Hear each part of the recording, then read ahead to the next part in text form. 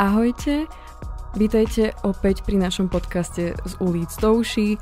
Po mesiaci sa opäť počujeme a tento raz bude našou témou udržateľná mobilita v mestách. Po zmene z minulého mesiaca to bude opäť klimatická téma a budeme sa venovať hlavne otázkam o tom, ako môžeme naše mesta urobiť zelenšie a prístupnejšie pre ľudí, teda či je možné, aby boli naše mestá pre ľudí a nie pre autá. A namiesto Vej tu dneska budeme mať hostku a to bude Ivana zo Znepokojených matiek. Ahojte, ja som Ivana Nemetová, som zo Združenia Znepokojené matky. Povolaním som architektka, ale teda posledných 5 rokov som aj klimatická aktivistka.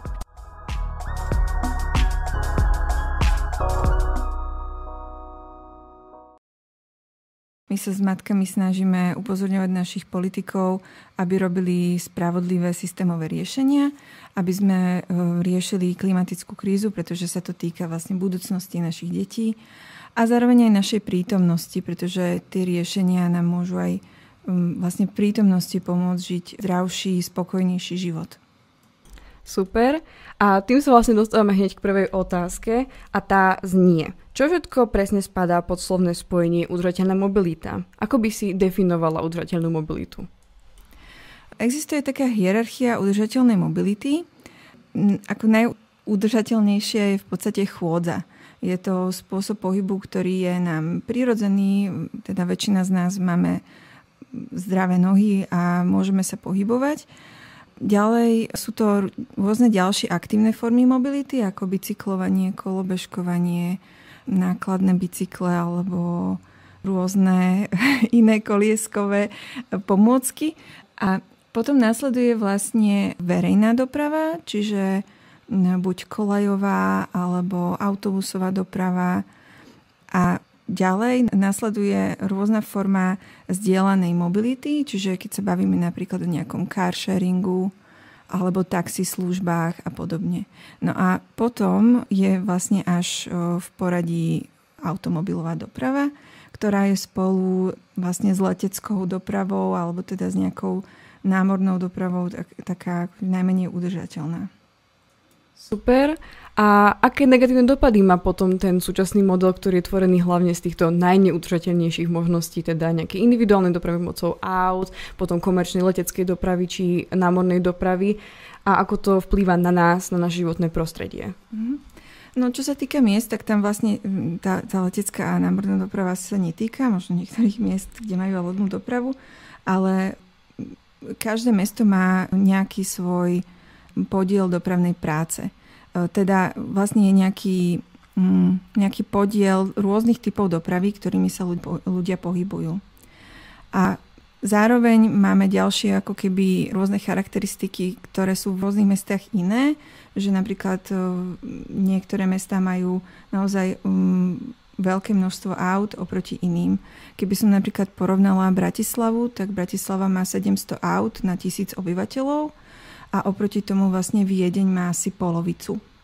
A taký Amsterdam napríklad, ktorý sa považuje za také ako veľmi udržateľné mesto, má asi 250 aut na 1000 obyvateľov. Čiže vieme tak nejak porovnávať rôznymi údajmi, aké sú charakteristiky tej mobility v meste.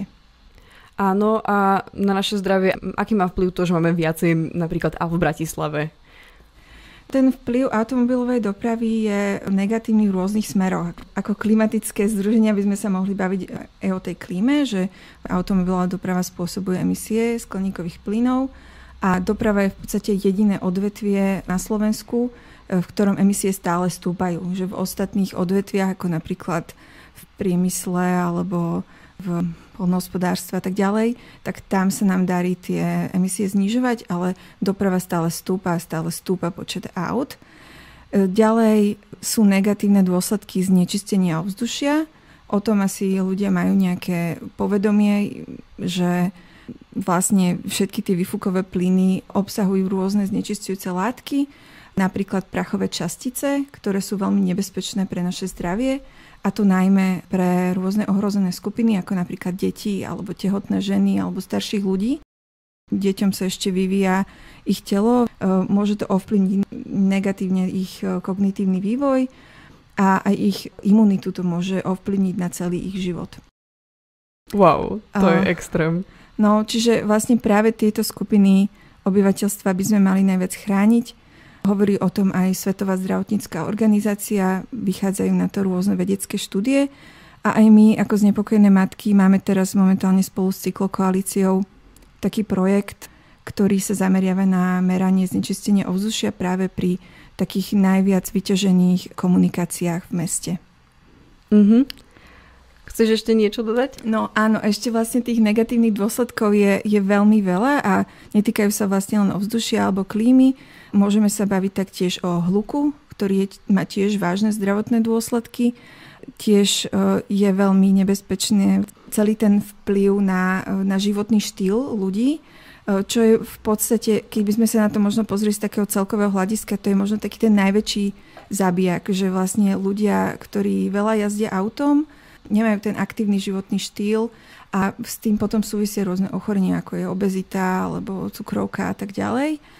A taktiež to môže ovplyvňovať aj i psychiku a aj napríklad presne ten rozvoj detí. Máme veľký problém, že kedysi sa deti naozaj hrávali vonku, boli oveľa aktívnejšie a teraz sú proste zavreté doma, lebo rodičia sa o nich boja sa ich pustiť von na ulicu, aby sa hrali, boja sa ich pustiť do školy samé, pretože je všade veľa aut, veľa rýchlej dopravy, ktorá ich ohrozuje. A toto všetko vlastne nejak spolu súvisí a spočítavajú sa tam aj také rôzne sociálne vplyvy na tých ľudí, že ľudia, ktorí stále chodia autami a sú vlastne závislí od toho jazdenia autom, tak majú aj také menšie ako keby sociálne cítenie. Sú na také štúdie, že tie ulice, kde je príliš veľa automobilovej dopravy, napríklad negatívne ovplyvňujú aj sociálne vzťahy medzi obyvateľmi. Ľudia, ktorí bývajú na ulici, kde je príliš veľa aut, sa napríklad menej často stretávajú alebo sa menej rozprávajú, menej nakupujú v tých obchodoch, ktoré sú na tej ulici. To je také, že naozaj to ovplyvňuje, ako funguje naše mesto, ako fungujeme my ako ľudia, ako sa vnímame navzájom. To je extrémne komplexná téma. Ani som si neuvedomila, ako to veľmi zasahuje do nášho života. A keď zostaneme pri autách, tak veľmi popularizovaná je téma elektromobility, čiže elektrických aut. A vy ste mali aj príspevky o tom, že prečo elektroauta nie sú efektívnym riešením, alebo teda jediným efektívnym riešením na vytvorenie udržateľnejšieho mesta. Vieš povedať niečo o tom viacej? Áno, v podstate elektromobily sú určite nejaký technologický pokrok, ktorý potrebujeme. Určite podporujeme, aby sa elektrifikovala verejná doprava, aby sme vlastne znižovali to znečistenie, ktoré spôsobujú spaľovacie motory. Na to je to určite prospešné, ale nemôžeme vnímať elektromobily ako riešenie, ktoré ako komplexne vyrieši všetky problémy. Pretože tak sa to jednoducho nedá vyriešiť, že celý ten obrovský počet aut teraz vymeníme za elektromobily, pretože ďalšie negatívne dôsledky, ktoré automobilová doprava má, je napríklad obrovský záber priestoru. Že naše mestá sú vlastne obsadené týmto dosť neefektívnym spôsobom mobility, ktorý vyžaduje veľmi veľa miesta na parkovanie, na komunikácie a tento všetok priestor, ktorý máme, je vzácny. My ho vieme využiť aj rozumnejšie ako na tie široké cesty a parkoviská a v kontexte klimatickej zmeny ho aj musíme využiť lepšie, pretože tieto veľké vybetonované, vyasfaltované plochy spôsobujú prehrievanie mesta. Takzvaný efekt tepelného ostrova, ktorý spôsobuje aj veľké ako prehrievanie tých priestorov a potom zase má negatívny vplyv aj na zdravie tých obyvateľov. To si podľa mňa veľa z nás neuvedomuje, že keby máme menej betónových plôch alebo minimálne máme viacej zelených plôch v meste, tak vlastne to mesto vôbec nie je také teplé a nie je nám to tak horúco, ako nám je dneska a tieto letá budú už len horúcejšie. Takže musíme sa na to určite adekvátne pripraviť. A máme príklady v Európe alebo aj po celom svete, ktoré by nám mohli tak trochu pomôcť. Napríklad sme spomínali Amsterdam, ešte sú aj iné celosvetové metropoly, ktoré už sú popredu v tejto udržateľnej mobilite. Tak môžeme si povedať pár príkladov a v čom vlastne sú také lepšie možno ešte od nás, čo sa môžeme naučiť od nich? Áno, no tých príkladov pozitívnych je viacero. Keď si spomenula ten Amsterdam, tak Amsterdam je taká akože naozaj metropola, ktorá sa tejto téme udržateľnej mobility venuje už vyše 50 rokov. Ale oni začali vlastne na takej istej štartovacej čiare ako my. Mali tiež obrovské množstvo aut. Ešte keby ste si pozreli fotografie Amsterdamu zo 60. rokov, to bolo mesto zasypané autami, takisto ako je teraz Bratislava. Ale im sa to podarilo vlastne zvrátiť a už vtedy, na začiatku tých 70. rokov, sa rozhodli, že idú inou cestou a pomohli tomu práve aktivistické združenia. Viete si o tom určite nájsť aj veľa článkov a spomína sa to v mnohých knihách. Vtedy vlastne vznikla taká iniciatíva, ktorá sa volala Stop der Kindermord a v preklade do slovenčiny je to v podstate, že zastavme zabíjanie detí. A bolo to naozaj akútne, pretože tá bezpečnosť, čo som vlastne, vidíte, aj nespomenula medzi tými negatívnymi dôsledkami, ale je to vlastne jeden z takých najznámejších negatívnych dopadov automobilovej dopravy, že v podstate máme veľa úmrtí, ktoré sú spôsobené rôznymi nehodami, zrážkami. Ja nerada napríklad používam to slovo dopravná nehoda, pretože podľa mňa to nie sú nehody. Sú to vlastne dôsledky zlého plánovania miest. A keď môžem pokračovať o tom Amsterdame, tak oni sa vtedy naozaj rozhodli všetci, že budú voči tomu bojovať a protestovať a pridali sa k nim aj ďalšie iniciatívy a naozaj zastavili takéto autocentrické plánovanie a v súvislosti s tým, že vtedy bola aj ropná kríza, tak sa rozhodli, že naozaj pôjdu cestou udržateľného plánovania, začali vracať ulice aktívnym formám mobility, čiže je tam veľa cyklotrás, začali naozaj budovať kvalitnú verejnú dopravu. A postupne za tých 50 rokov vlastne systematicky a veľmi komplexne a precízne robia všetky opatrenia, aby tento systém zlepšovali. Čiže napríklad veľa sa tam doteraz rušia parkovacie miesta. Pri všetkých nových developmentoch sa naozaj dáva najväčší dôraz na to, aby bola dostupná verejnou dopravou, aby tam bola tá bezpečná vlastne sieť cyklotrás, a aby ten chodec, ktorý by bol na tom vrchu tej hierarchie, bol naozaj v bezpečí a aby sa ľudia nemuseli báť prejsť cez cestu, aby vlastne neboli neustále ohrozovaní. Áno, to je veľmi esenciálne, keďže v meste je najviac ľudí. Mali by sme túto urobiť tak, aby tí ľudia sa hlavne cítili v poriadku a bezpečne, nie, že sa vodič nezastaví na prechode, lebo si povie, že ja sa ponáhľam. Čo v Rakúsku napríklad by sa nikdy nestalo. Tam je to proste pravidlo, oni zastavia každý krát, čo tam vidia toho chodca. Ale na Slovensku to nemôžem potvrdiť, bohužiaľ. Takže na Slovensku sme vlastne v súčasnosti s tou udržateľnou mobilitou na tom celkom zle. Alebo je to len, že máme taký skeptický pohľad na to? No, ja si myslím, že v viacerých mestách už si to ako začali uvedomovať a začali tú udržateľnú dopravu podporovať, ale stále si myslím, že máme pred sebou veľmi dlhú cestu. Avšak podľa mňa potrebujeme na to odvahu a potrebujeme mať odborníkov a naozaj dobré komplexné plány. A ako my sa na to snažíme upozorňovať aj napríklad Bratislavský magistrát, že veľa sa s nimi stretávame. Snažíme sa komunikovať o témach, na ktorých nám záleží a snažíme sa podporovať rôzne iniciatívy. Napríklad pre mňa bola veľmi vážna vec, ktorá sa ma dotkla, nehoda na Zochovej ulici, kde vlastne zomreli 5 mladí ľudia. A ja som si vtedy uvedomila, že naozaj asi treba viac nahlas tieto veci hovoriť a treba žiadať svoje práva, lebo my ako ľudia, ktorí sa chceme pohybovať pešo, máme právo na to, aby sme žili v bezpečnom meste. A to, že sa tá nehoda stala, tam nie je vina len toho, že ten človek bol opitý, ale istú časť viny nesie aj to, že tá ulica Staromestská, ona je naozaj postavená ako rýchlostná cesta. Je to vlastne cesta, na ktorej vodiči nemajú žiadnu prekážku. Sú tam široké pruhy, je tam veľmi plynulá zákruta, na ktorej skoro všetci vodiči porušujú rýchlosť. Akože viackrát sme tam merali, aj my, aj kolegovia z cyklokoalície. Čiže na túto problematickú cestu sme viackrát upozorňovali a budeme upozorňovať naďalej. A takýchto ulic v centre mesta je viacero. Môžeme spomenúť Šancovú, alebo Karadžičovú, alebo námestie 1. mája. Proste Štefániková je úplne katastrofálna tiež.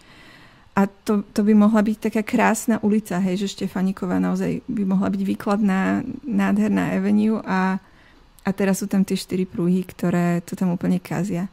Takže ja sa na to, tým, že som architektka, pozerám aj tak z toho pohľadu, že ako by to mesto mohlo vyzerať krajšie, lepšie, ako by mohlo lepšie fungovať.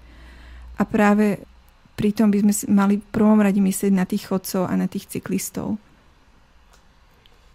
Jednoznačne by mali mať oni tú svoje prvé miesto v tej našej hierarchickej pyramíde. A keď si načrtla to, že by si vedela ako architektka a ako klimatická aktivistka predstaviť lepšie mesto, respektíve vedela by si predstaviť bratislavské ulice ako krajšie, udržateľnejšie a pre chodcov či cyklistov prístupnejšie ulice, tak čo by si možno zmenila na Bratislave ešte v tomto ohľade? Čo by ešte mohlo Bratislavu posunúť k tomu statusu udržateľnejšieho mesta? Ja myslím, že niektoré projekty, ktoré robí pán primátor, sú veľmi prospešné. Napríklad Vajanského bol jednoznačne podľa mňa dobrý krok. A pritom ho chcú, vlastne bojkotujú to vo vláde. To, naša vláda je trošku mentálne niekde asi inde, tak to je veľká škoda a ja dúfam, že si to ľudia postupne budú viac uvedomovať. Vlastne ide o to, aby sme napravili čo najviac tých chýb, ktoré sa udiali v minulom storočí. Že Bratislava bola v podstate tiež také ako kompaktné mesto, kde sa veľa ľudí pohybovalo v električkách na bicykloch, ale potom prišlo modernistické plánovanie v 60. 70. rokoch a vybudovali sa všetky tieto obrovské štvorprúdovky a kvôli ním sa museli bohužiaľ aj búrať rôzne historické budovy. Neviem, či mladých ľudí tak zaujíma tá história, ale naozaj to odporúčam, že pozrieť si nejaké staré bratislavské fotky, že ako to tu vyzeralo.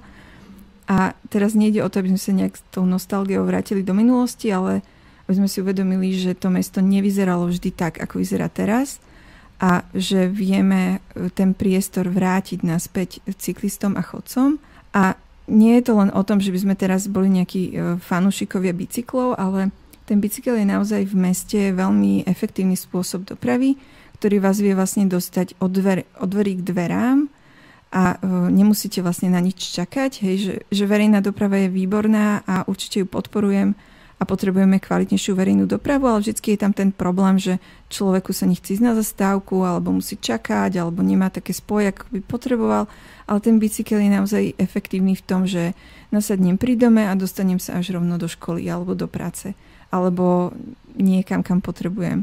Na nákup, za deťmi, vyzdvihnúť hore-dole. A vedia sa na bicykli pohybovať aj mladší ľudia ako 18. Že toto málo kto myslí na to, že to šoferovanie auta nie je dostupné všetkým ľuďom. Jednak musíte mať 18, musíte byť zdraví, musíte mať dostatok peňazí na to, že je to aj taká sociálna otázka. A napríklad aj starší ľudia. Mnoho ľudí má už zdravotné problémy, nemôže šoferovať. Čiže naozaj je to taká vec inklúzie, že tá doprava, to mesto by malo byť naozaj dostupné pre všetkých ľudí. A v Holandsku bicyklujú aj malé deti do školy, akože nie úplne malé, ale dajme tomu od tých 10 rokov sú tie deti samostatné a naozaj sa to vlastne potom odzrkadlí na ich psychike, na ich školských výsledkoch, lebo tá aktivita je dobrá aj pre mozog, že sa vlastne okysličuje a deti sa potom lepšie učia, že všetko to tak spolu súvisí a naozaj teraz nám tie najnovšie výskumy ukazujú, že naozaj dáva zmysel podporovať tieto aktívne formy mobility. To je fakt, že utopická predstava, ale podľa mňa, keď máme už tieto príklady pred sebou, tak je to aj reálne. Len my sa tomu tak bránime sami. A to je veľmi veľká škoda, že sami si to niekedy tak kazíme. Áno, existuje veľmi veľa takých klasických výhovoriek, nad ktorými sa už trošku tak zabávam. Je to napríklad to, že vždycky ľudia využívajú ako v tej opozícii, že prečo sa to nedá, využívajú také extrémne prípady, ako napríklad hovoria, že áno, ale ja sa potrebujem dostať z Vajnor do Dúbravky a čo mám teraz robiť? A ja hovorím, že veď v poriadku, ako niektorí ľudia naozaj majú nejaké špecifické trasy, ktoré sú veľmi dlhé, alebo majú nejakú potrebu, že naozaj musí ísť autom a my nechceme nikomu zakazovať, aby chodil autom. Auta sú stále nejaká súčasť tej dopravy a niekedy ich potrebujeme.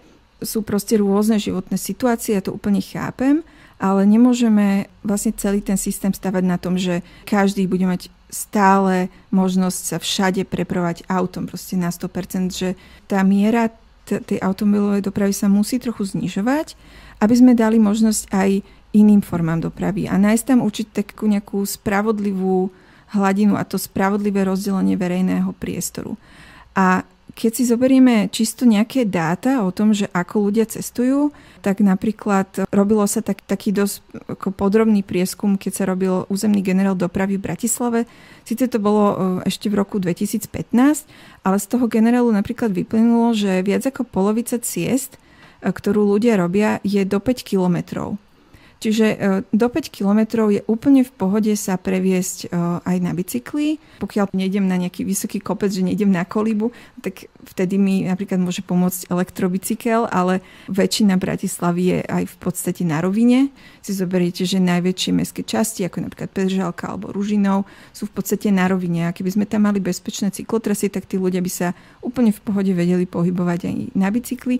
A tým, že vieme, že tie trasy pre väčšinu ľudí nie sú až také dlhé, tak vlastne by to mali možno aj rýchlejšie ako tým autom. Keď idete autom, tak vlastne potrebujete niekde zaparkovať a hľadať miesto a niekedy sú zápchy a tak. To, že sú tie zápchy, to je vlastne dôsledok toho, že my tých aut máme strašne veľa, že Bratislava na to nebola stavaná a ak ich chceme znižovať, tak naozaj musíme zmeniť ten spôsob dopravy.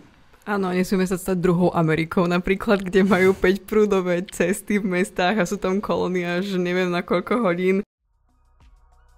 Hlavne sa musíme sústrediť na presne to, čo si povedala ty, Ivka, a ďakujem, že si tu dneska s nami bola a my zo Slavizdou Líci to veľmi vážime, že si nám prišla o tomto porozprávať a ďakujeme aj vám, našim poslucháčom, že ste si vypočuli túto epizódu. Od mikrofónu sa s vami lúči tento raz Kaja, na budúce už tu s nami bude hádam aj Veronika a prajeme ešte pekný deň, počujeme sa aj na budúce.